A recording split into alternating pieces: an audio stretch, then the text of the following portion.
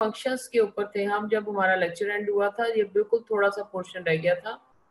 Decidual cells, these are the rich source of nutrition for the embryo and fetus. इसमें क्या होता है कि डेसिडुअल सेल्स जो है ये सिंसिटिव ट्रोफोब्लास्ट सेल्स के करीब आके ब्रेकडाउन इनका शुरू हो जाता है और ये इनके अंदर जो लिपिड रिच न्यूट्रिशन होती है वो रिलीज करते हैं और उसको जो लेक्यूना सिंसिटिव ट्रोफोब्लास्ट ने इरोड किए होते हैं उनके अंदर रिलीज कर देती हैं। वहां से डिफ्यूजन के जरिए ये न्यूट्रिशन जो है एम्ब्रियो को मिलती है। ठीक है। दूसरा डिस्टल सेल आपने खुद मेरे साथ शेयर किया कि प्रोटेक्ट करते हैं मैटरनल टिश्यू को।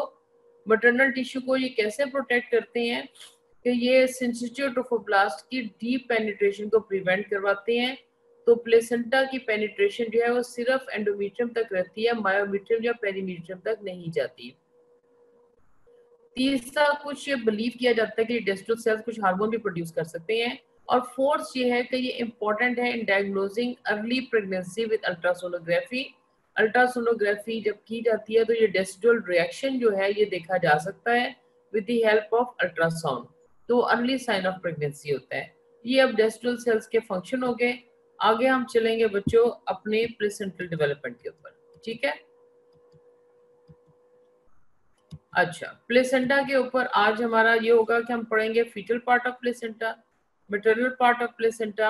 अब आप खुद बता सकते हो कि फीटल पार्ट ऑफ प्लेसेंटा क्या है। अब आप इसका जवाब खुद दे सकते हो। क्या structure fetal part of placenta बनाएगा? कौन सा structure fetal part of placenta बनाएगा class?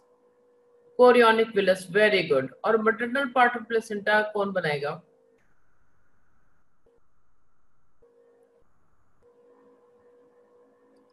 No, maternal part of placenta कौन बनाएगा? इंटरविलस नहीं, intervillous. Maternal part of placenta कौन बनाएगा?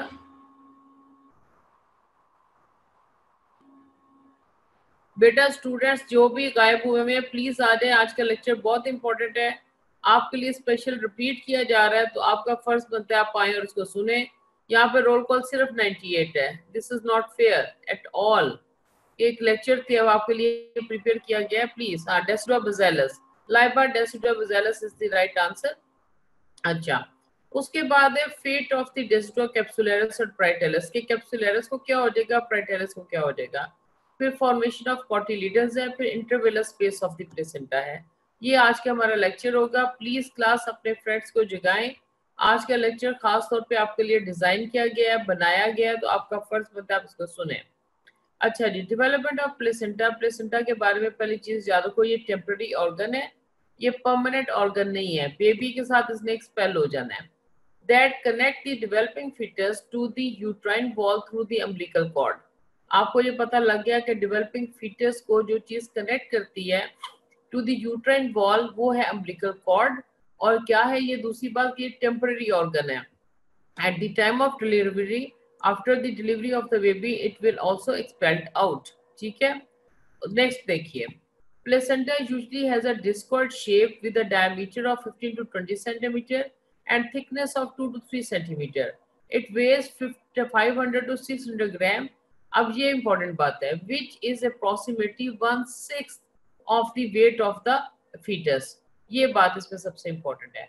और एक इसकी ये डिस्क लाइक शेप। क्या आप लोगों ने कभी बचपन में फ्रिस्बी खेली है? फ्रिस्बी जो ऐसे गोल घुमा के फ्रेंड्स की तरफ भेजते हैं, उसे फिर कैच करते हैं। तो ये वो फ्रिस्बी जो होती है ना वो डिस्कॉइड शेप होती है। तो बिल्कुल उसी तरह की इसकी शेप होती है, ये डिस्कॉइड शेप है। ठीक है। और इसकी इंपॉर्टेंट बात जो इसमें से पिक करनी है ना आपने, वो ये है कि 1/6 of the weight of the baby होते हैं अप्रोक्सीमेटली, और वेट इसका 500 टू 600 ग्राम होता है। ठीक है। अच्छा, आगे चलते हैं। और इसके ऊपर देखो, आपके पास एक साइड है जो फीटल साइड होती है और एक होती है जो मैटरनल साइड होती है। अगर आपसे कोई कहते हैं कि फीटल साइड की पहचान क्या है, तो उधर अम्बिलिकल कॉर्ड होगी, ये एमनियन होगा, और इसके अंदर ये कोरियोनिक वेसल्स हैं जो रेडिएट करती हुई आपको नजर आएंगी।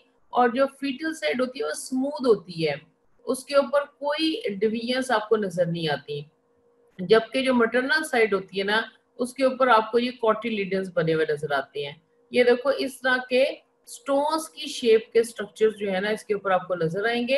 ये प्लेसेंटा का जो मटरनल साइड है वहां पर आपको, जब मटरनल साइड को देखोगे तो उसमें आपको ग्रूव्स पड़े हुए नजर आएंगे, और ये ग्रूव्स जो है इसके स्ट्रक्चर को इस तरह के पीसीस, इरेगुलर पीसेस में डिवाइड कर देंगे। इन पीसेस को कॉटिलेडन्स कहती हैं। इस स्ट्रक्चर की फॉर्मेशन को कॉटिलेडन्स कहती हैं। ठीक है, अच्छा अब आपको पता लग गया कि मटरनल साइड पे देखोगे तो कॉटिलेडन्स देखोगे। जब प्लेसेंटा डिलीवर होता है तो एक अच्छा गायनेकोलॉजिस्ट पूरे प्लेसेंटा को जरूर स्टडी करता है कि पूरे कॉटिलिडन्स डिलीवर हो गए या नहीं। अगर एक भी कॉटिलिडन अंदर रह गया है तो उस पेशेंट की ब्लीडिंग नहीं रुकेगी। ठीक है, तो ये इंपॉर्टेंस होती है कि प्लेसेंटा को जरूर स्टडी किया जाता है। आगे चलेंगे हम। शेप ऑफ प्लेसेंटा हमने देख लिया डिस्कॉइड है। अब हम देखेंगे डिस्कॉइड शेप क्यों बन रही है। The shape of placenta is determined by the persistent area of the chorionic villi. जितने एरिया में कोरियोनिक विलाई होगा वो डिमार्केट कर देगा कि इतने एरिया में प्लेसेंटा बनना है और प्लेसेंटा की शेप उसके मुताबिक बन जाएगी। Usually there is a circular area giving the placenta a discoid और डिस्क लाइक शेप। अब आपने देखा था आपके पास विलस कोरियन था और लीव कोरियन था। विलस कोरियन एक सर्टेन रीजन में था, डेसिडुआ बुजेलस की एम्ब्रियोनिक पोल की साइड पर था। अब जितना हिस्सा आपके पास कोरियोनिक विलस का होगा वो ही प्लेसेंटा की शेप को मेंटेन कर देगा। यूजुअली ये कोरियोनिक विलस का जो शेप होती है वो सर्कुलर होती है, और उसकी सर्कुलर शेप की वजह से प्लेसेंटा अल्टीमेटली किस शेप का बन जाता है, डिस्कॉइड शेप का बन जाता है। तो प्लेसेंटा की शेप किस पर डिपेंड करती है, the persistent area of the chorionic villus. जितना हिस्सा कोरियोनिक विलस का होगा, जिस शेप का जो रीजन कोरियोनिक विलस का होगा वो ही प्लेसेंटा की शेप डिमार्केट कर देगा। Placenta is made up of the villus Korean और फ्रंडोजम कोरियन। अब आपको इसका कोई इशू नहीं होना चाहिए on the fetal side and decidua basalis on the maternal side. अब इसके अलावा इसमें क्या है, कोरियोनिक विलाई है और कोरियोनिक विलाई के अंदर पड़ी हुई इंटरविलस स्पेस है। ये है टोटल स्ट्रक्चर प्लेसेंटा का। बेबी की तरफ से क्या पार्टिसिपेट हो रहा है, विलस कोरियन और फ्रंडोसम कोरियन। ये एक ही बात है, एक ही चीज के दो नाम है कि कोरियन का वो पोर्शन जो प्राइमरी, सेकेंडरी, टर्शरी विलाई बना रहा है, स्टेम विलाई बना रहा है, ब्रांच विलाई बना रहा है। ठीक है, इन विलाई के दरमियान जो स्पेस होती है उसको इंटरविलस स्पेस कहते हैं, और मदर की साइड से जो पार्टिसिपेशन आ रही है वो डेसिडुआ बजेलस है। ठीक है बच्चों, अच्छा जी आगे चलते हैं। अब प्लेसेंटा के बारे में इंपॉर्टेंट बात फिर क्या बन गई कि placenta is a feto organ. ना तो अकेला फीटस इसको बना सकता है, ना ही अकेली मदर इसको बना सकती है। एक पोर्शन फीटस पार्टिसिपेट कर रहा है, एक पोर्शन मदर पार्टिसिपेट कर रही है। That's why it is called the feto maternal organ. ठीक है, इसकी समझ आ गई। अब आपको अगर कोई कहता है ना बेटा right on the parts of the placenta, या अगर आपको कोई कहता है कि बेटा what do you mean by the word that placenta is by the line that placenta is a feto maternal organ, तो आपने उसके जवाब में ये दो बातें लिखनी है। ये दो बातें एग्जैक्ट केएलएम की और आपको यही यूज करनी है। आपको मैंने आसान करके बता दिया प्लेसेंटा क्या है, लेकिन अगर लिखने के लिए आएगा तो आपने ये लाइनें लिखनी है। The fetal portion of the placenta is known as the villus chorion or chorionic frondosum, इससे आप familiar है। Maternal portion is known as the deciduous bacillus.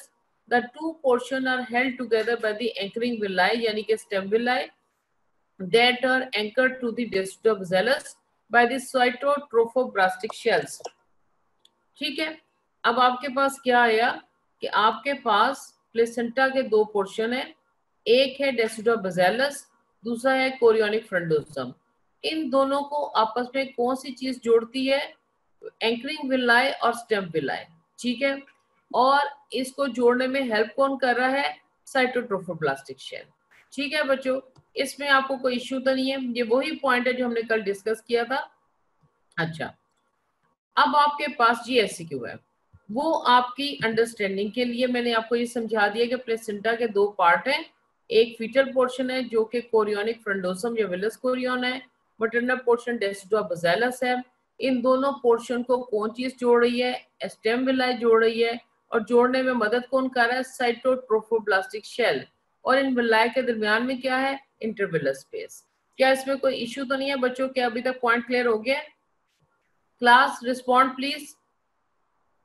और आपकी रोल कॉल कितनी पहुंची है? 124। नहीं बेटा, बाकी बच्चों को जगाइए, आज का लेक्चर बहुत इंपॉर्टेंट है।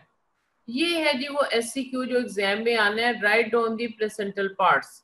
Write down the placental parts, ये बहुत इंपॉर्टेंट है, ये जरूर पूछा जाता है। The fetal part is form by the villus chorion, the chorionic villi that arise from the chorion project into the intervillus space containing the maternal blood। ये आपको साथ मेंशन करना होगा कि कोरियोनिक विलाई जो है, जो कोरियन से अराइज कर रही हैं, वो किस में प्रोजेक्ट करते हैं? इंटरविलस स्पेस में। और असल में जो स्टेम विलस है या एंकरिंग विलस है, वो तो एंकर करने में यूज हो गया। जो स्टेम विलस के अंदर से ब्रांच विलस निकल रही है, ओके ओके, फुल स्क्रीन, ठीक है। जो आपके पास ब्रांच विलस है ना, वो कहाँ पड़े होते हैं? अगर आपको को पूछे कि बेटा ब्रांच विलस कहाँ पे मिलेंगे, तो आपका जवाब आएगा इंटरविलस स्पेस में। ये प्रोजेक्ट करते हैं into the intervillous space, and intervillous space contains the maternal blood. ठीक है। अब maternal part है, maternal part is formed by the decidua basalis, the part of the decidua related to the fetal component of the placenta। यानी decidua basalis वो part है जो आपको कल तस्वीरों में दिखा दिया, जो एम्ब्रियोनिक पोल की तरफ होता है और in relation to the villus chorion पड़ा हुआ होता है। ठीक है। By the end of the 4th month, the decidua basalis is almost entirely replaced by the fetal part of placenta। ये लाइन भी जरूर लिखनी है, और ये लाइन की लाइन है, आपको ये याद रखना चाहिए। जो maternal पार्ट है वो रिप्लेस हो जाएगा by the fetal part of placenta। Placenta की फॉर्मेशन में decidua basalis पार्टिसिपेट करेगा, लेकिन 4th मंथ पे जाकर maternal पार्ट रिप्लेस हो जाएगा सारे का सारा by the fetal part of placenta। अब आपको पता है जो fetal part of placenta है असल में वो क्या है, वो आपको पता लग गया है कि कोरियन से निकलने वाले विलाई हैं। विलाई में दो तरह के हैं, एक है स्टेम विलस, दूसरा है ब्रांच विलस। स्टेम विलस ने सिर्फ मैटरनल फीटल पार्ट और मैटरनल पार्ट को आपस में जोड़ना होता है with the help of cytotrophoblastic shell. जो ब्रांच विलस स्टेम विलस के साइडों से निकल रहे होते हैं, वो इंटरविलस स्पेस में प्रोजेक्ट करते हैं, और ये ब्रांच विलस ही असल में रिस्पॉन्सिबल होते हैं for the exchange of nutrients between the fetus and the maternal blood. ठीक है। तो सबसे जरूरी प्लेसेंटा का पोर्शन फिर क्या रह गया? Branch villi and the intervillous space. ठीक है। तो फिर मैटरनल पार्ट की जरूरत नहीं रहती, by the 4th month fetal part उसको रिप्लेस कर देगा कि हमें बस villi villi villi villi branch villi चाहिए होती हैं, और हमें इंटरविलस स्पेस चाहिए होती है। इंटरविलस स्पेस में मैटरनल ब्लड आएगा, ब्रांच विलाई पे उसका एक्सचेंज होगा और बेबी को न्यूट्रिशन मिलती रहेगी। ठीक है बच्चों। तो इसमें की पॉइंट अगर आपको ऐसी को लिखना आता है ना, right down the 2 parts of placenta, तो ये आपने जवाब लिखना है। ये वो KLM वाली स्लाइड है जो आपका एग्जैक्ट आंसर है, और इसको आपने इसी तरीके से लिखना है, और ये लिखना नहीं भूलना, bye the end of the 4th month the decidua basalis is almost entirely replaced by the fetal part of placenta। क्या इस स्लाइड की समझ आ गई है बच्चों? Should we move on? अभी रोल कॉल 129 हुई है, बिल्कुल गलत है। अच्छा जी, अब आपको यहाँ पर हम दिखा रहे हैं कि ये देखिए, ये वापस वही स्लाइड्स हैं, जरा गौर से देखिएगा।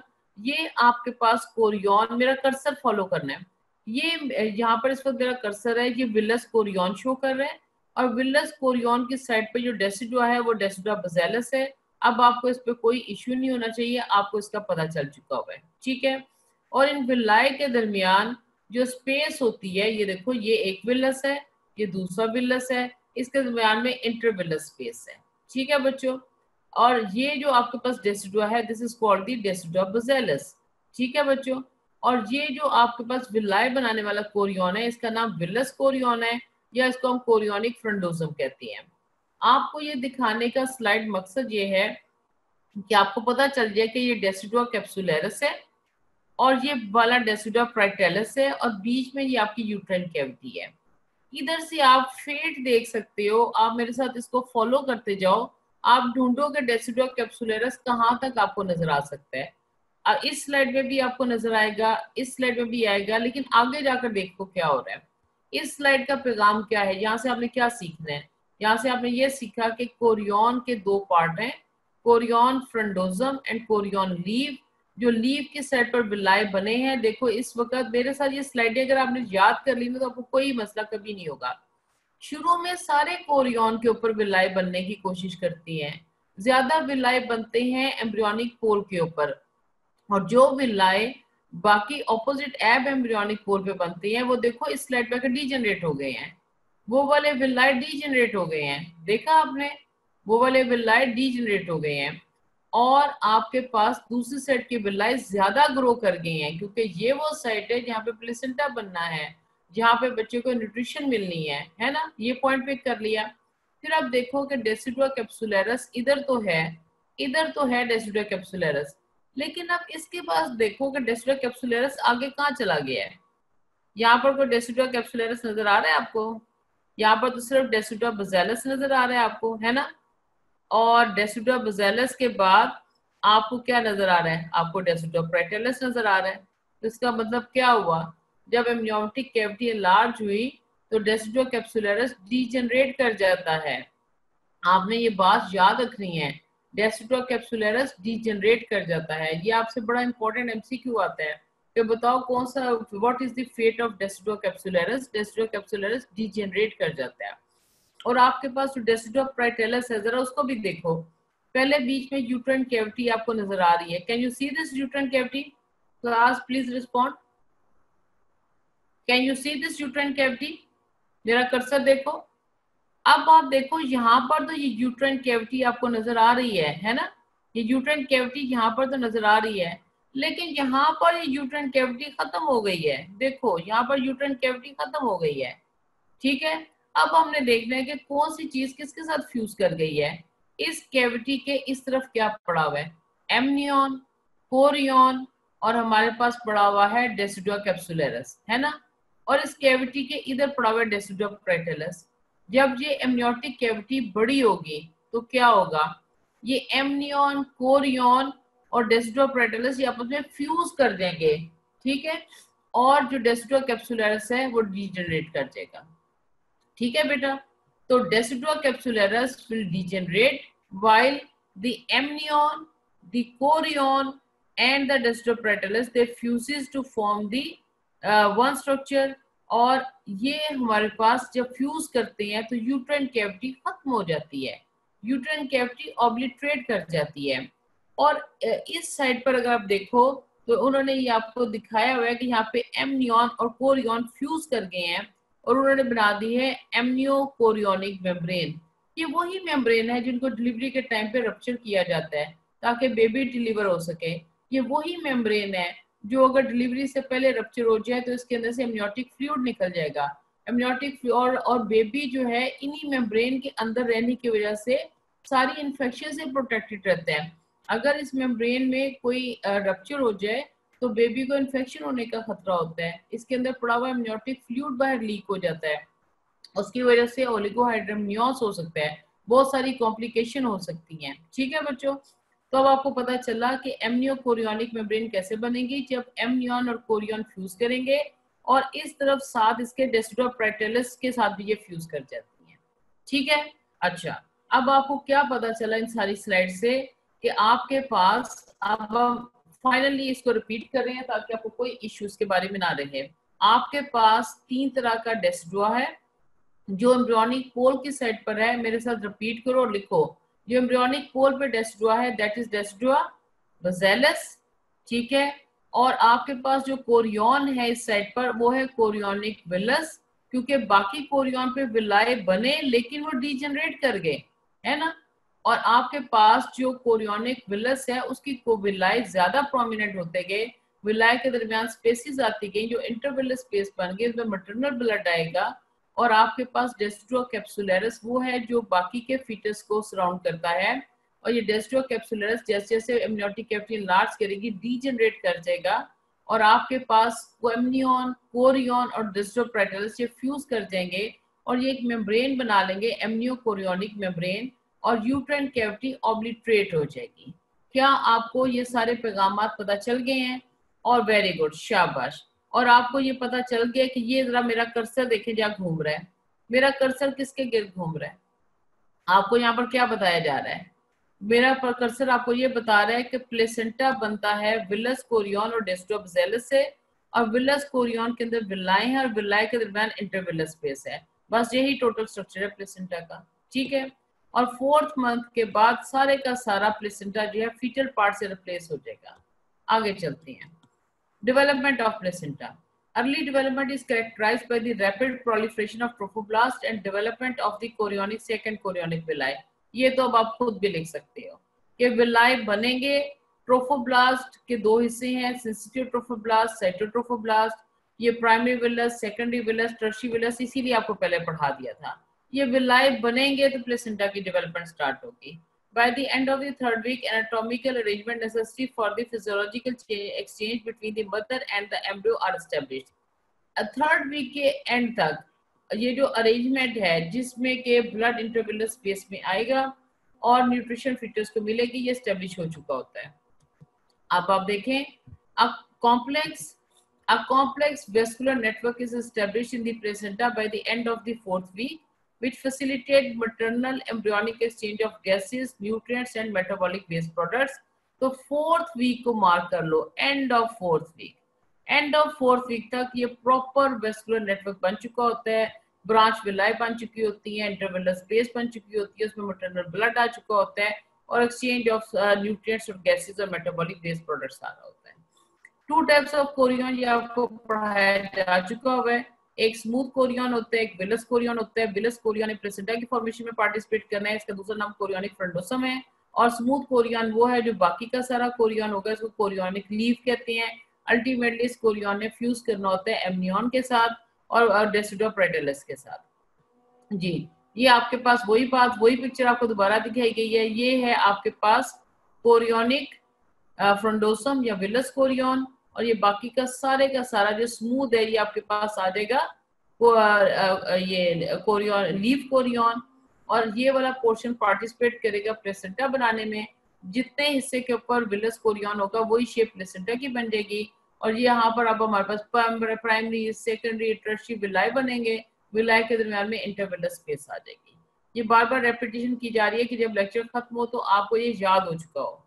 अच्छा जी, एज द एम्ब्रियो ग्रोस और fetus grows, the uterus, chorionic sac and placenta enlarges। ये तो नेचुरल है, यूट्रस से भी बड़े होना है जैसे ही बच्चा बड़ा होगा। कोरियोनिक सैक चूंकि आउटर मोस्ट सैक है, ये सैक का साइज भी बड़ा होगा। और प्लेसेंटा भी एनलार्ज होगा depending upon the requirement, nutrition requirement of the fetus. ठीक है जी। Growth in the size and thickness of the placenta continues rapidly until the fetus is approximately 18 weeks old. 18 weeks तक प्लेसेंटा की growth बड़ी तेजी से होगी और प्लेसेंटा की थिकनेस इंक्रीज होगी। 18 वीक को लैंडमार्क बना लो, ठीक है। मैक्सिमम ग्रोथ जो है 18 वीक्स तक होनी है, उसके बाद मेंटेनेंस चलती है। The fully developed placenta covers 15 to 30% of the decidua of the uterus. अब ये बात इंपॉर्टेंट है, ये आपने याद रखनी है। प्लेसेंटा कितना हिस्सा कवर कर लेगा यूट्रस के डेसिडुआ का? 15 to 30%। अब प्लेसेंटा के बारे में कितनी इंपॉर्टेंट इन्फॉर्मेशन मिल चुकी है कि इसका वेट 500 to 600 ग्राम है, डिस्क्वायर्ड शेप है, 1/6 of the weight of the baby है जब वो डिलीवर होता है बेबी। उसके बाद 18 वीक्स तक इसकी रैपिड ग्रोथ होगी, उसके बाद इसकी मेंटेनेंस होगी और इसका टोटल साइज कितना डेसिडुआ कवर करता है? 15 to 30% of the decidua of the uterus. Are you with me class? Class, are you with me? And how many students are present now? 134. No, I want 50 today. अच्छा जी, साइटोट्रोफोब्लास्टिक shell आपको कल मैंने दिखा दिया था, उसकी पिक्चर मैं आपको दिखाना चाहूंगी। साइटोट्रोफोब्लास्टिक शेल, ये देखो, ये जो बाहर जो है ना, ये साइटोट्रोफोब्लास्टिक शेल है। ये आपके पास मेरा कर्सर प्लीज देखिए, ये आपके पास स्टेम विलस है। स्टेम विलस की साइडों से निकलने वाले ये ब्रांच विलाए हैं। ये ब्रांच विलाए प्रोट्रूड कर रहे हैं इनटू द इंटरविलस स्पेस। ये वो चीज है जो हमें 100% रिक्वायर्ड है to give the nutrition to the fetus, the branch villi and intervillous space. अब ये देखो, इस इंटरविलस स्पेस पे क्या आ रहा है? Spiral artery of the uterus जो कि मदर की है, और ये इंटरविलस स्पेस में आके ब्लड रिलीज कर रही हैं। और यही मैटरनल वेस्ट जो है यहाँ से ब्लड को वापस लेके जा रही है, ये वीनस रिटर्न हो रहा है। इसका मतलब है इंटरविलर स्पेस में कौन ब्लड लेके आता है, मैटरनल स्पाइरल आर्टरी, और वापस को लेके जाता है, वीनस रिटर्न होता है मैटरनल वेन्स के साथ। ठीक है, तो इंटरविलर स्पेस में जो ब्लड पड़ा हुआ है वो मदर का है, वो फीटस का नहीं है। Intervillous space contains the maternal blood, और ये मैटरनल ब्लड स्पाइरल आर्टरी से आता है, और ये यहाँ पर देखिए इसका वीनस रिटर्न हो रहा है। ठीक है, अब आपके पास ये स्टेम विलस है, ये स्टेम विलस है, इससे निकलने वाली ये ब्रांच विलस है। ब्रांच विलाई किस पे प्रोट्रूड करते हैं, किस में फ्लोट करते हैं, इंटरविलर स्पेस में फ्लोट करते हैं। ठीक है बच्चों, अब आपको यहाँ पर इंटरविलर स्पेस दोबारा देखें, ये इंटरविलर स्पेस है, ये स्टेम विलस है, और स्टेम विलस की साइडों से निकलने वाले ये ब्रांच विलाई हैं, और ये स्टेम विलस को कौन एंकर कर रहा है with the maternal part, cytotrophoblastic shell. ठीक है, और साइटोट्रोफोब्लास्टिक शेल का आपको क्या पता चला था, साइटोट्रोफोब्लास्टिक शेल क्या है, कौन बना रहा है साइटोट्रोफोब्लास्टिक शेल, क्या इसको बना रहा है ट्रोफोब्लास्ट, क्या इसको बना रहा है सिंसिटिव ट्रोफोब्लास्ट, क्या इसको बना रहा है साइटोट्रोफोब्लास्ट, या इसको बना रहा है एक्स्ट्राएम्ब्रियोनिक मेसोडर्म की सोमैटिक लेयर, या इसको बना रहा है एक्स्ट्राएम्ब्रियोनिक मेसोडर्म की स्प्लैंक्निक लेयर। जवाब दीजिए। Cytotrophoblast, very good, good class, शाबाश। साइटोट्रोफोब्लास्ट देखो, अब आप यहाँ से भी इनको दे सकते हो कि cytotrophoblastic cells they pass through the syncytial trophoblast and they form the outer shell, and this shell anchor the stem villi into the maternal part। ये देखो, ये एंकर कर रहा है इन स्टेम विलाई को इनटू द मैटरनल पार्ट। ठीक है, और आपको ये पॉइंट क्लियर हो गया साइटोट्रोफोब्लास्टिक शेल क्या कर रहा है। Should we move on class, और इस स्लाइड को हम एक दफा पढ़ लेते हैं, सिर्फ पढ़ने के लिए, आप भी पढ़ेंगे मैं भी पढ़ूंगी। Cytotropho-fetal part is attached to the maternal part of the placenta by the cytotrophoblastic shell। अब ये क्या है, it is the external layer of the trophoblastic cell on the maternal surface of the placenta। वो क्या है, cytotrophoblastic cell of the chorionic villi proliferate and extend through the syncytial trophoblast to form an extravillous cytotrophoblastic shell। अब यहाँ पर आपको ये पता होना चाहिए कि ये जो साइटोट्रोफोब्लास्टिक शेल है ये एक्स्ट्रा विलस है, ये विलस का पार्ट नहीं है। ठीक है, ये जो शेल बन रहा है, जो साइटोट्रोफोब्लास्ट बना रहा है, इसका विलस से ताल्लुक नहीं है, ये एक्स्ट्रा विलस स्ट्रक्चर है। ये इंपॉर्टेंट बात है, इसको पिक कर लें। Which gradually surround the chorionic sac and attaches it to the endometrium। endometrium क्या है, decidua। Villi that attach to the maternal tissue through the cytotrophoblastic shell are called the stem villi or the anchoring villi। क्या इस पे कोई issue है class आपको, क्या ये पॉइंट आपको समझ आ गया है पहले का। Mean stem villi connect the maternal and fetal part of the placenta together firmly। Endometrial arteries and veins pass freely through the gaps in the cytotrophoblastic shell and enter the intervillar space। ठीक है जी, अब आपको मैंने maternal blood vessels दिखाई है ना, they pass freely through the gaps in the cytotrophoblastic shell। cytotrophoblastic shell के अंदर gaps हैं, उन गैप से क्या गुजर है क्लास, साइटोट्रोफोब्लास्टिक शेल के अंदर गैप्स है, वहां से क्या गुजर है class, please participate. Cytotrophoblastic spiral arteries and veins, बेटा आर्टरीज भी हैं और वेन्स भी हैं। ये जो इस शेल के दरमियान गैप्स हैं, उन गैप्स के through maternal blood vessels blood लेके भी आती हैं और वापस लेके भी जाती हैं फ्रॉम द इंटरविलर स्पेस। ठीक है जी, अब आपको अभी तक जो लेक्चर आपको पढ़ाया गया उसमें आपको कोई मसला तो नहीं है। आगे चलें क्लास, आगे चलें। कौन बच्चा बताएगा साइटोट्रोफोब्लास्टिक शेल जो है ये एक्स्ट्राविलस है या it is the part of the villi. Extravillous है, वेरी गुड, गुड क्लास, शाबाश। आगे चलते हैं। The villi that grow from the sides of the stem villi are the branch villi। ये देखो, the villi which grow from the side of the stem villi or the anchoring villi they are called the branch villi। ठीक है, ये branch villi है। ठीक है बच्चों, ये देखो branch villi, ये बिल्कुल फ्लोट कर रही होती हैं इन द इंटरविलर स्पेस। ठीक है जी, branches of the umbilical artery carry embryonic blood to the villi. आपको पता है अम्बिलिकल आर्टरी और जो है वो ब्लड लेके आती है, अम्बिलिकल वेन ऑक्सीजनेटेड ब्लड वापस बेबी की तरफ लेके जाती है ना। तो वेन जो है वो ऑक्सीजन रिच ब्लड लेके वापस जा रही होती है, और आर्टरीज जो है वो ब्लड विद लेस ऑक्सीजन ला रही होती है टुवर्ड्स द विलाई। और विलाई में फिर एक्सचेंज होते हैं, न्यूट्रिशन भी आ जाती है, ऑक्सीजन भी आ जाती है, फिर वो ब्लड अम्बिलिकल वेन वापस लेके जाती है। ठीक है, it is through the wall of the branch villi that the main exchange of material between the blood of the mother and embryo takes place।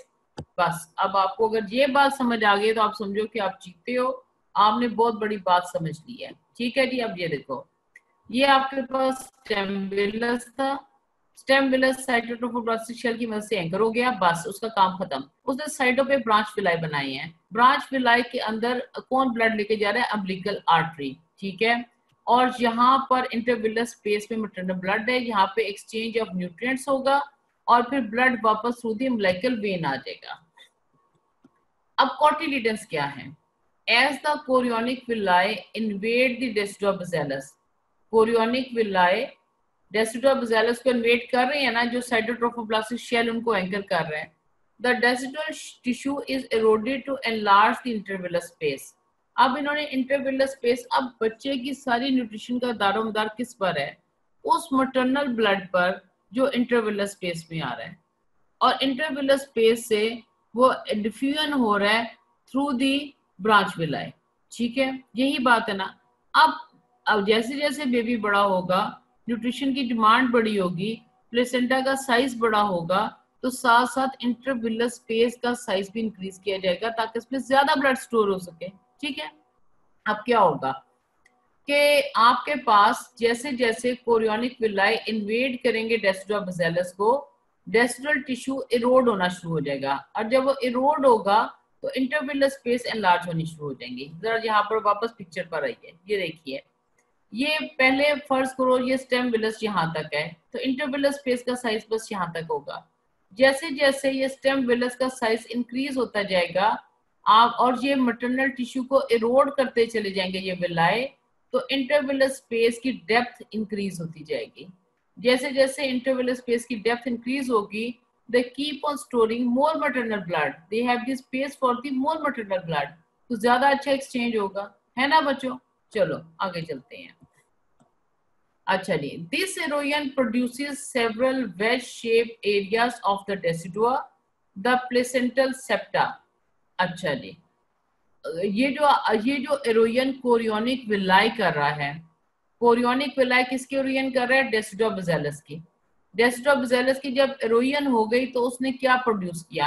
Placental septa, wedge shape placental septa भी आपको दिखाऊंगे, placental septa which project towards the chorionic plate, the part of the chorionic wall related to the placenta। अब आपके पास क्या है? Chorionic villi decidua basalis को invade कर रही हैं, डेसिडोबैसिलस ने प्लेसेंटल सेप्टा बना दिए हैं, ये सेप्टा फीटल पार्ट को पोर्शंस में डिवाइड कर देंगे, वो होंगे cotyledons. The septa divide the fetal part of the placenta into the irregular convex areas or the cotyledons। इसके लिए आप तस्वीर देखें, ये देखें, ये देखिए बेटा, ये आपके पास डेसिडोबैसिलस है।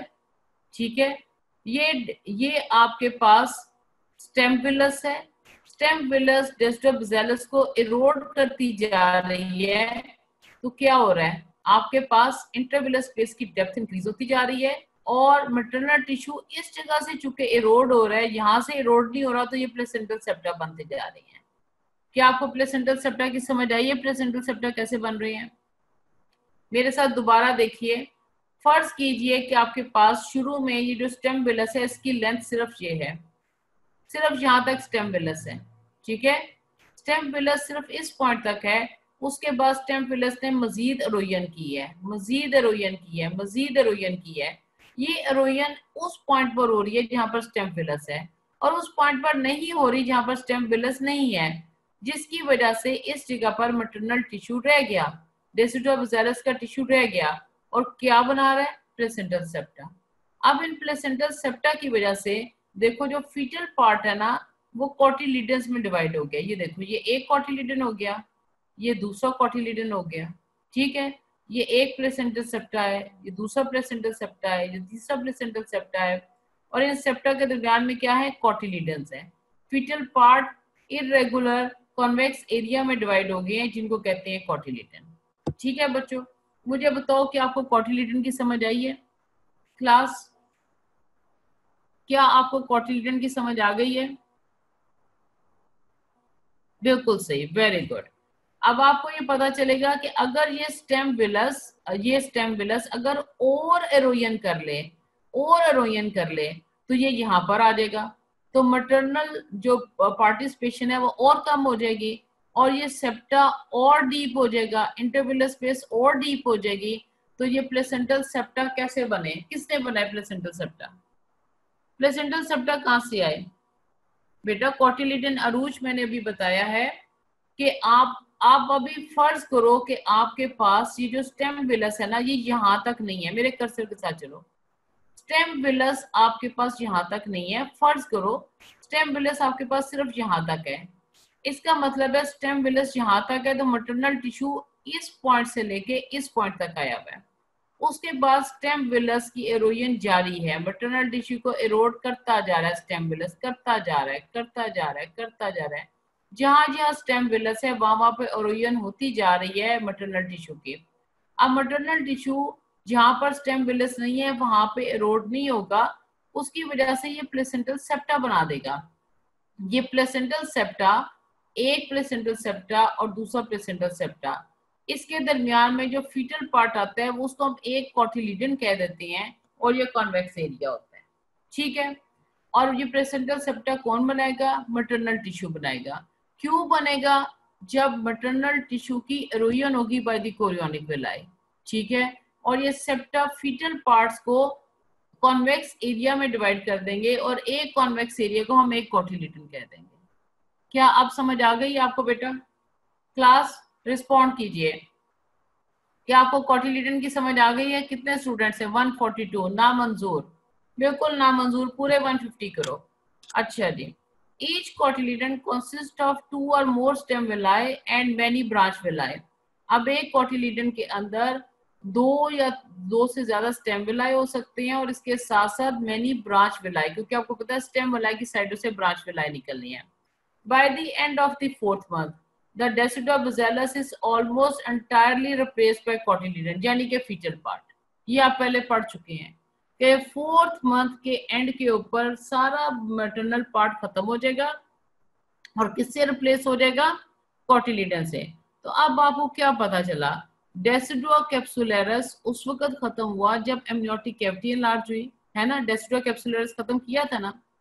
और जो आपके पास कोरियन एमनियन था वो किसके साथ फ्यूज हुआ? डेसिडुआ प्रेटेलिस के साथ, है ना। और पीछे हमारे पास डेसिडुआ बेसिलस था। तो 4th मंथ तक वो भी रिप्लेस हो जाएगा by the fetal part of placenta. क्या आपको ये बातें समझ आ गई हैं क्लास? जरा इस चीज पर गौर कीजिए जो मैंने कहा है। क्या डेसिडुआ कैप्सुलरिस खत्म होता हुआ देखा था आपने जब एमनियोटिक कैविटी एनलार्ज हुई थी? क्या आपने कोरियन, एमनियन और डेसिडुआ प्रेटेलिस को फ्यूज होते हुए देखा था? एमनियो कोरियोनिक मेम्ब्रेन जब बनी थी। और क्या अब आपने ये देख लिया कि फीटल पार्ट एरोजन करता जा रहा है, मैटरनल टिश्यू की करता जा रहा है, और जहां पर एरोजन नहीं हो रही वो मैटरनल पोर्शन स्टे कर रहा है in the form of placental septa. तो प्लेसेंटल सेप्टा फिर फीटल पार्ट को इरेगुलर कॉन्वेक्स एरिया में डिवाइड करें जो कि कॉटिलीडन है, और फीटल पार्ट इरोड करता चला जाता है मैटरनल पार्ट को, और bye the end of the 4th month decidua bacillus भी खत्म हो गया, ठीक है जी। और रिप्लेस हो गया किससे? कॉटिलीडन से। अब मैटरनल पार्ट सिर्फ किस फॉर्म में पड़ा रह जाएगा? In the form of placental septa. ये देखो, ये मैटरनल पार्ट अल्टीमेटली किस फॉर्म में रह जाएगा? सिर्फ प्लेसेंटल सेप्टा की फॉर्म में, जो कि फीटल पार्ट को छोटे छोटे कॉन्वेक्स एरिया में डिवाइड कर देंगे। और एक कॉन्वेक्स एरिया जो कॉटिलीडन है इसके अंदर 1, 2 या 3 या कुछ इससे ज्यादा भी स्टेम विलाई हो सकते हैं, और स्टेम विलाई से निकलने वाले ब्रांच विलाई भी जरा मुलाजा कर लो। और ये ब्रांच विलाई वो है जहां पर एक्सचेंज होना है न्यूट्रिशन का। और ये भी देख लो कि ये जो आपके पास साइटोट्रोफोब्लास्टिक शेल है उसमें से निकल के मैटरनल ब्लड वेसल्स जो हैं, देखो ब्लड लेके आ रही है इनटू द इंटरविलर स्पेस। ये मैटरनल ब्लड वेसल्स आ रही हैं, इंट्राविलस स्पेस में ब्लड लेके आ रही हैं, और फिर वेन्स जो हैं वो ब्लड वापस लेके जा रही हैं। ये मैटरनल ब्लड वेसल्स हैं, ये एंडोमेट्रियल वेन, एंडोमेट्रियल आर्टरी। तो एंडोमेट्रियल वेन, एंडोमेट्रियल आर्टरीज ये क्या करती हैं, they bring the blood to and from the intervillous space. Blood लेके भी आएंगी इंटरविलस स्पेस में और फिर वापस भी लेके जाएंगी। आर्टरीज लेकर आ रही हैं, एंडोमेट्रियल वेन्स वापस लेके जा रही हैं। ठीक है, अच्छा जी। अब आपके पास ये पड़ा हुआ है आपका साइटोट्रोफोब्लास्टिक शेल। इस शेल के अंदर जो गैप्स होते हैं ना, उनसे ये ब्लड वेसल्स अंदर जाती हैं। ठीक है जी, ये आपके पास एंकरिंग वेलस आपको दिखा दिया हुआ है। और आपके पास ये क्या है, अंदर वाला है एमनियन, ये है स्मूथ कोरियन, और ये डेसिडो प्रेटेलस। मैंने कहा था ना तीनों फ्यूज कर जाते हैं, ये फ्यूज करने से ही यूट्राइन कैविटी फिर ऑब्लिटरेट हुई थी ना। ठीक है, अलियवान रेस हैंड्स। अलियवान को क्या हुआ है, अलियवान कौन है भाई, इसको क्यों कहा जा रहा है रेस हैंड। 144, ये 144 में 150 करो। अच्छा जी, अब आप जरा यहाँ पर देखिए, umbilical arteries oxygen poor blood लेकर इधर आ रही हैं, कहाँ पर, ब्रांच विलाई के अंदर। अब आप इधर से सारा कुछ समझ लो, क्योंकि अगला हमने फीटल सर्कुलेशन नेक्स्ट लेक्चर पढ़ना है, तो आपको सब समझ आ जाएगी। अब बेटे मदर साइड के बाद आप फीटल साइड पे गौर करो। Umbilical cord attaches the fetal with the placenta. इस पे तो कोई इतराज नहीं है आपको, है ना। अब इस अम्बिलिकल कॉर्ड में क्या पड़ा हुआ है, इसमें क्या पड़ा हुआ है, आपके पास अम्बिलिकल आर्टरीज और अम्बिलिकल वेन है। अब ये बड़ा इंपॉर्टेंट एमसीक्यू होता है, ये बहुत पूछा जाता है कि कितनी आर्टरीज होती हैं और कितनी वेन्स होती हैं। प्लीज जरा ये आज इस तस्वीर से याद कर लो कि हमारे पास टोटल नंबर कितना है, 3, 1, 2 और 3। टोटल 3 ब्लड वेसल हैं हमारे पास अम्बिलिकल आर्टरी, अब अम्बिलिकल कॉर्ड के अंदर। ठीक है, अम्बिलिकल कॉर्ड के अंदर हमारे पास टोटल कितनी ब्लड वेसल्स हैं, 3। उनमें से जो रेड कलर की है वो अम्बिलिकल वेन है, क्योंकि ये ऑक्सीजन रिच ब्लड वापस बेबी की तरफ लेके जा रही है। और आपके पास 2 आर्टरीज हैं, और ये arteries oxygen poor blood baby से लेकर प्लेसेंटा की तरफ जा रही है। और ये देखो, आप नीली ब्लड वेसल को ट्रेस करो, क्योंकि आर्टरीज के अंदर ऑक्सीजन पुअर ब्लड है तो उनको ब्लू कलर से मेंशन किया गया है। वेन के अंदर ऑक्सीजन रिच ब्लड है तो इसको रेड कलर से मेंशन किया गया है। हालांकि आपकी बॉडी देखी जाए तो उल्टा हिसाब होगा। अच्छा, अब आपके पास ये जो अम्बिलिकल आर्टरीज हैं, इनको जरा ट्रेस करते हुए आओ। अम्बिलिकल आर्टरीज मेरे साथ ट्रेस कीजिए प्लीज। ये अम्बिलिकल आर्टरीज देखो अल्टीमेटली कहाँ पे पहुंची है, ब्रांच विलाई में। ब्रांच विलाई में आकर ये कैपिलरी नेटवर्क बनाती हैं, वो कैपिलरीज फिर इकट्ठी होती हैं, वो इकट्ठी होकर फिर बनाती हैं कोरियोनिक वेसल्स। कोरियोनिक वेसल्स फिर अल्टीमेटली बन जाती हैं अम्बिलिकल वेन, और अम्बिलिकल वेन ये ब्लड लेकर वापस चली जाती है फीटस की तरफ उसको न्यूट्रिशन देने के लिए। ठीक है बच्चों, अब आपको पता चल गया कि आपके पास ये क्या स्ट्रक्चर है, इसको आप कहते हैं प्लेसेंटा। प्लेसेंटा नहीं है बेटा, बिल्कुल सही है, 2 आर्टरीज और सिंगल वेन। जैनब बीबी बिल्कुल सही। आइए, आपके पास टोटल स्ट्रक्चर ऑफ प्लेसेंटा था। इसके अंदर जो डेसिडुआ बेसिलस है वो मैटरनल पार्ट बनाता है। By the end of the 4th month वो सारे का सारा रिप्लेस हो जाएगा by these cotyledons of the fetus. Fetus erosion करता चला जाता है, करता चला जाता है, करता चला जाता है, और मैटरनल पार्ट किस फॉर्म में रह जाता है, सिर्फ प्लेसेंटल सेप्टा की फॉर्म में रह जाता है, जो फीटल पार्ट को कोटिलिडन में डिवाइड करने के काम आता है। स्टेम विलाई हैं, स्टेम विलाई से निकलने वाले ब्रांच विलाई हैं। ब्रांच विलाई के अंदर कौन ब्लड लेके आ रहा है, कौन ब्लड लेके आ रहा है ब्रांच विलाई में, जल्दी से क्लास बताएगी। ब्रांच विलाई में कौन ब्लड लेके आ रहा है, ब्रांच विलाई में कौन ब्लड लेके आ रहा है, हैं? ब्रांच विलाई में कौन, हाँ तो पूरा नाम लिखो ना। नहीं नहीं नहीं नहीं नहीं नहीं लाइबा बेटा, पूरा नाम लिखना, खाली आर्टरी नहीं लिखना चाहिए था, आपको लिखना चाहिए था अम्बिलिकल आर्टरीज। अम्बिलिकल आर्टरीज पूरा लिखना चाहिए था, वेन नहीं लिखना। अम्बिलिकल वेन तो वापस ब्लड लेके जा रहा है ऑक्सीजन रिच। Umbilical artery. अब दोबारा मेरा क्वेश्चन सुनो, ब्रांच विलाय के अंदर ब्लड कौन लेके आ रहा है? Umbilical arteries. ब्रांच विलाय से ब्लड कौन वापस लेके जा रहा है? Umbilical when. ठीक है, अब आगे चलो। इस इंटरविलस स्पेस के अंदर कौन ब्लड लेके आ रहा है? इंटरविलस स्पेस के अंदर कौन ब्लड लेके आ रहा है? मैं तो इंटरविलस स्पेस पे अब आ गई हूँ बेटा। इंटरविलस स्पाइरल आर्टरी, बिल्कुल सही। एंडोमीट्रियल आर्टरी या स्पाइरल आर्टरी। और इस इंटरविलस स्पेस से कौन ब्लड वापस लेके जा रहा है? कौन ब्लड वापस लेके जा रहा है? एंडोमीट्रियल वेन, बिल्कुल सही, बिल्कुल सही। अच्छा, अब आप एक पॉइंट और आज सीख लो, ये पॉइंट बड़ा इंपॉर्टेंट है। ये आपके पास इंटरविलस स्पेस है। क्लास, अब आप कर्सर देखें। Class, thank you very much, good class. ये देखो, ये आपके पास ये एंडोमीट्रियल वेन लिखना बेटा, स्पाइरल वेन ना लिखना, एंडोमीट्रियल वेन लिखना। अच्छा, ये देखो, ये इंटरविलस स्पेस है। इंटरविलस स्पेस में मैटरनल ब्लड है और ये आपके पास ब्रांच विलाए हैं। ब्रांच विलाए के अंदर जो ब्लड वेसल्स है उनके अंदर फीटल ब्लड है। इन दोनों के दरमियान में क्या स्ट्रक्चर है? इन दोनों के दरमियान में एक मेम्ब्रेन है जहां से डिफ्यूजन होता है, जो प्रिवेंट करती है mixing of the fetal blood and the maternal blood. इसका नाम है प्लेसेंटल मेम्ब्रेन। ये प्लेसेंटल मेम्ब्रेन बहुत इंपॉर्टेंट है। ठीक है बच्चों, क्या समझ आई है? मेरा कर्सर दोबारा देखो, ये है intervillous space which contains the maternal blood. ये आपके पास है ब्रांच विलाय के अंदर पड़ी हुई blood vessels. In blood vessels में है फीटल ब्लड। फीटल ब्लड और मैटरनल ब्लड के दरमियान यहाँ पर एक मेम्ब्रेन पड़ी हुई है। ये मेम्ब्रेन कहलाती है प्लेसेंटल मेम्ब्रेन। ये मेम्ब्रेन प्रिवेंट करती है mixing of the fetal blood with the maternal blood.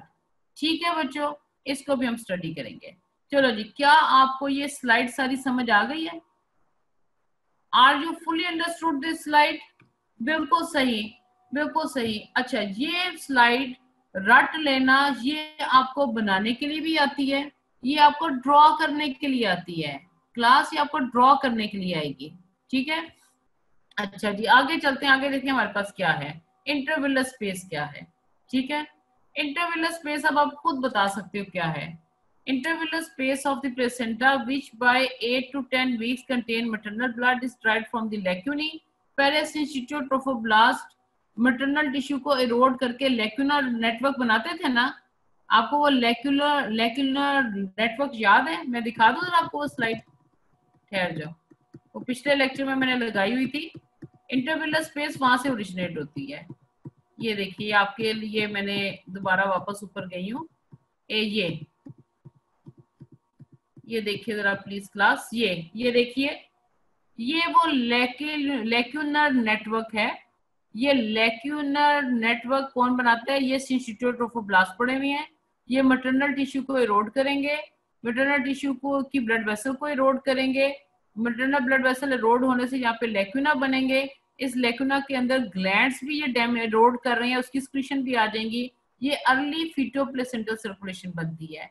यही लेक्यूनर नेटवर्क जो है आगे चलकर इंटरविलस स्पेस बनाएगा। क्या आपको ये नजर समझ आ गई है बात कि इंटरविलस स्पेस का सोर्स क्या है? लेक्यूनर network.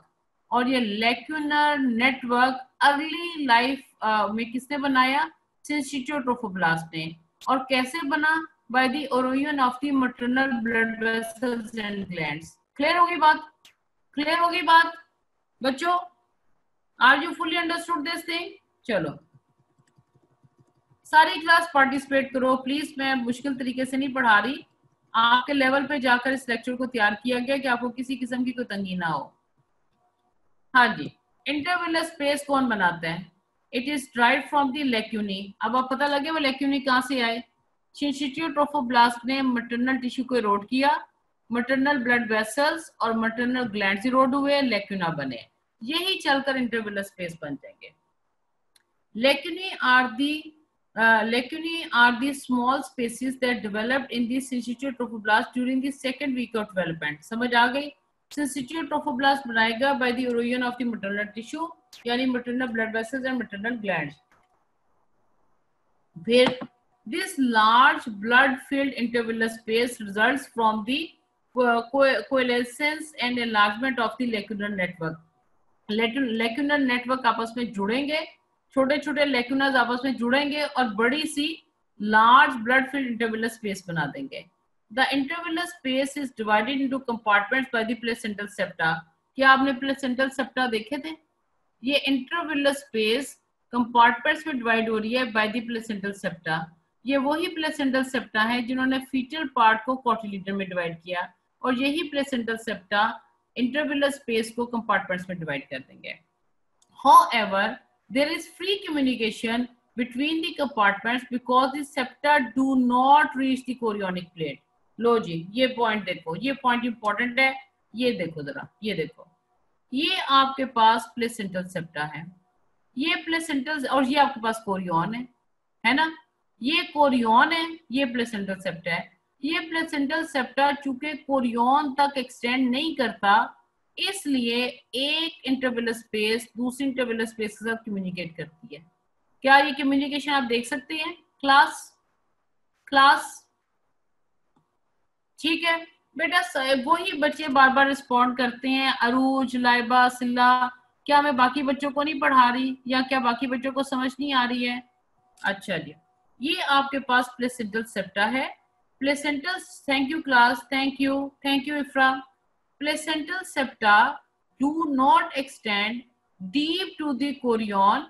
Due to this, intervillar space of one compartment can communicate with the intervillar space of the other compartment. ये एक कंपार्टमेंट बन गया है, ये दूसरा कंपार्टमेंट बन गया है. एक कंपार्टमेंट की इंटरविलर स्पेस दूसरे कंपार्टमेंट की इंटरविलर स्पेस के साथ कम्युनिकेट करेगी. ठीक है जी, क्या ये पॉइंट आपको क्लियर हो गया क्लास? आगे चलें, चलो जी. अच्छा, आगे चलते हैं. Maternal blood enters the intervillar space from the spiral endometrial arteries in the distrobacillus. The spiral arteries pass through the gaps in the cytotrophoblastic shell and discharge blood into the intervillar space. This large space is drained by the endometrial veins. Spiral veins नहीं कहना, vein spiral नहीं है, artery spiral है. वो मैं आपको उनकी तस्वीर दिखाऊंगी. स्पाइरल कैसे चीज होती है? स्प्रिंग की तरह की. तो वेन स्प्रिंग की शक्ल की नहीं है, सिर्फ आर्टरी स्प्रिंग की शक्ल की है, क्योंकि उन्होंने प्रेशर के साथ ब्लड फेंकना होता है इंटरविलर स्पेस में, ताकि ब्लड प्रेशर के साथ deep into the intervillous space जाए. तो वेन को तो ऐसा मसला नहीं है, वेन ने तो चुप करके आराम से ब्लड लेके आ जाना है. इसलिए किसी बच्चे ने स्पाइरल वेन लिख दिया था, आपने एंडोमेट्रियल वेन लिखना है, लेकिन जो आर्टरी है वो स्पाइरल आर्टरी है. ठीक है, अच्छा जी. अब आपके पास this large space is drained by the endometrial vein which also penetrate the cytotrophoblastic shell. These veins are found over the entire surface of the distrobacillus. आओ वापस तस्वीर पे आओ. ये देखो स्पाइरल आर्टरीज को कॉर्क्सक्रू कहा गया है. कॉर्क्सक्रू क्या होता है कि जो गोरे शराब पीते हैं, शराब की बोतल के ऊपर एक कॉर्क होता है, उस कॉर्क को खोलने के लिए एक हुक, एक ऐसा डिवाइस होती है जिसमें के टर्न्स आई हुई होती हैं. तो आप उसको ऊपर से पकड़ के कॉर्क के अंदर ट्विस्ट करते जाती हैं, वो कॉर्क के अंदर जाता जाता है, तो उसको कहते हैं कॉर्क्सक्रू अपीयरेंस. आज जरा गूगल करके कॉर्क्सक्रू देख लेना. हाँ जी, स्लाइड दिखा रहे हैं आपको. ये देखिए, ये आपके पास है मैटरनल एंडोमेट्रियल आर्टरी. इसको हमने स्पाइरल आर्टरी का नाम दिया हुआ है क्योंकि ये स्पाइरल है. देखो ये स्पाइरल है कि ये स्प्रिंग की तरह का स्ट्रक्चर है इसका, लेकिन जो वेन है उसको हम सिर्फ एंडोमेट्रियल वेन कहेंगे. ये किसको पियर्स करके अंदर जा रही है? साइटोट्रोफोब्लास्टिक शेल को पियर्स करके जा रही है. बस यहाँ पर ये बताया गया है कि इंटरविलर स्पेस के अंदर इंटरविलर स्पेस कैसे बन रही है, उन लेक्यूना की वजह से जो शुरू में सिंसिटियो ट्रोफोब्लास्ट ने बनाए. इन लेक्यूना को कंपार्टमेंट में किसने डिवाइड किया? प्लेसेंटल सेप्टा ने किया. प्लेसेंटल सेप्टा कोरियोनिक प्लेट तक एक्सटेंड नहीं करते, उसकी वजह से एक इंटरविलर स्पेस दूसरी इंटरविलर स्पेस के साथ कम्युनिकेट करती है. तीसरा, इसके अंदर एंडोमेट्रियल स्पाइरल आर्टरी ब्लड लेके आएगी और एंडोमेट्रियल वेन यहाँ से ब्लड वापस लेके जाएगी. और ये कहाँ से अंदर आती हैं? Through the gaps in the cytotrophoblastic shell. और कहाँ से ये वेन बाहर निकलती है? Through the gaps in the cytotrophoblastic shell. ठीक है जी, आगे चलते हैं. Here comes the most important picture. आपने इसको बनाना है, आपने इसको ड्रॉ करना है. ये बहुत इंपॉर्टेंट है, बहुत दफा आती है. अच्छा जी, the numerous branch villi rising from the stem villi are continuously showered with the maternal blood that circulates through the intervillous space. The blood in this space carries oxygen and nutritional material that are necessary for the fetal growth and development. The maternal blood also contains fetal waste, carbon dioxide, salts, products of protein and metabolism. ये बात तो आपको बिल्कुल अच्छी तरह से अब तक समझ आ चुकी है कि इंटरविलस स्पेस में एक्सचेंज होगा फीटल ब्लड ब्रांच विलाई के अंदर अम्बिलिकल आर्टरीज और वेन्स में पड़ा हुआ होगा, इंटरविलस स्पेस के अंदर मैटरनल ब्लड पड़ा हुआ होगा, इन दोनों के दरमियान प्लेसेंटल मेम्ब्रेन है, उस मेम्ब्रेन से डिफ्यूजन होगा। ठीक है क्लास, आगे चलते हैं। Maternal surface of placenta is characterized by, maternal surface से देखोगे तो क्या नजर आएगा, cotyledon, placental septa, thin grey shreds of the decidua basalis. Decidua basalis किस फॉर्म में रह जाएगा, थिन ग्रे श्रेड्स, बिल्कुल ऐसे पतले पतले स्ट्रैंड्स की शक्ल में रह जाएगा। ये है जी मैटरनल सरफेस ऑफ प्लेसेंटा। अगर आपसे कोई पूछता है कि बेटा उसके फीचर्स क्या हैं, एक मैटरनल सरफेस ऑफ प्लेसेंटा के ऊपर क्या पड़ा होगा, तो आप कहोगे cotyledons. Cotyledons fetal part of placenta के बनते हैं, और कौन बनाता है, placental septa. Placental septa maternal part से बनता है, डेसिडुआ बेसिलस से, और डेसिडुआ बेसिलस किस फॉर्म में रह जाता है, बिल्कुल एक थिन सी ग्रेश लेयर की फॉर्म में रह जाता है। अब आओ fetal surface of the placenta. Fetal surface of the placenta में अम्बिलिकल कॉर्ड है, वेरी गुड। दूसरा ये शाइनी और स्मूथ है क्योंकि it is covered by the amnion. और तीसरा इसके ऊपर कोरियोनिक वेसल्स हैं। अब आप इसकी पिक्चर में आपको दिखाई थी कि अम्बिलिकल कॉर्ड के बाहर जो निकलती है वो कोरियोनिक वेसल्स हैं जो रेडिएट करती हैं to and from the umbilical cord. तो ये तीन चीजें फीचर हैं आपके पास फीटल पार्ट ऑफ प्लेसेंटा की। इसको क्या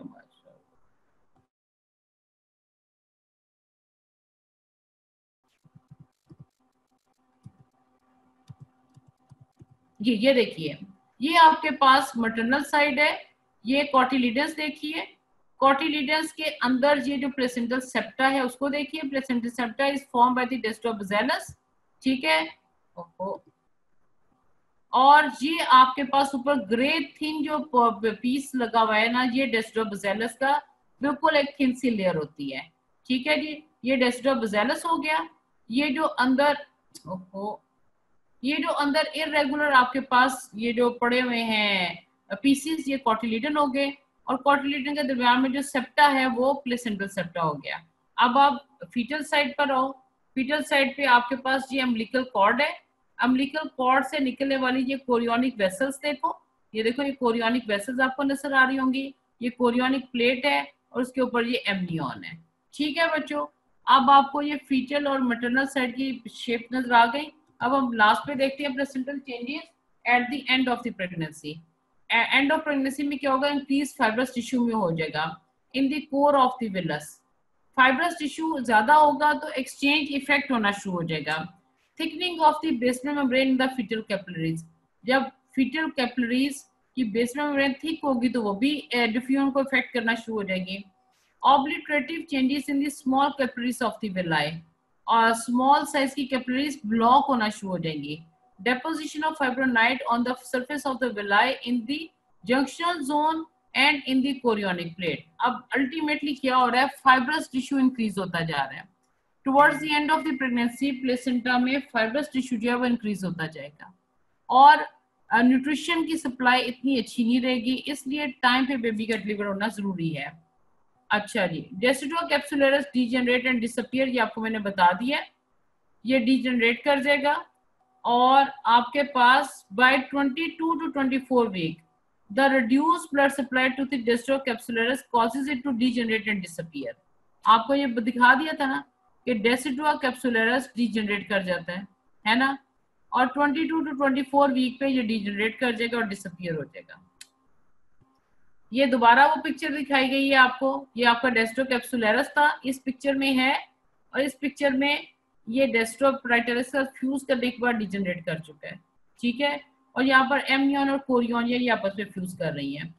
रीएस्टेब्लिशिंग the potential spaces of the uterine cavity, कभी कभार ये होता है कि यूट्राइन कैविटी वैसे तो ऑब्लिटरेट हो जाती है, कभी कभार कोई हीमाटोमा बन जाता है, कोई ब्लड की कलेक्शन बन जाती है, और वो एक पोटेंशियल स्पेस बना देती है किसके दरमियान, जरा देखो, After the disappearance of Destrocapsularis, the smooth part of the chorion fuses with the Destrocapsularis. This fusion can be separated and usually occur when blood escapes from the intervenous space. The collection of the blood hematoma pushes the chorionic membrane away from the Destrocapsularis, thereby re-establishing the potential space of uterine cavity. ये कभी कभार ऐसा हो सकता है. ठीक है बेटा, क्या शो करूं आपको? कैन यू प्लीज शो दी? बेटा पढ़ा नहीं जा रहा, आपने क्या लिखा है? अच्छा जी, अब हमारा टाइम तक खत्म हो चुका है बच्चों. अब अम्नियो कोरियोनिक मेम्ब्रेन मैंने आपको बता दी थी और बस आपका लेक्चर एंड हो गया है. ये आपका पिक्चर बस देख लो, ये स्पाइरल एंडोमेट्रियल आर्टरीज आ रही हैं, ये कोरियोनिक विलाएं हैं, maternal blood है in the intervillous space. ठीक है, this is the umbilical cord and this is the chorionic plate.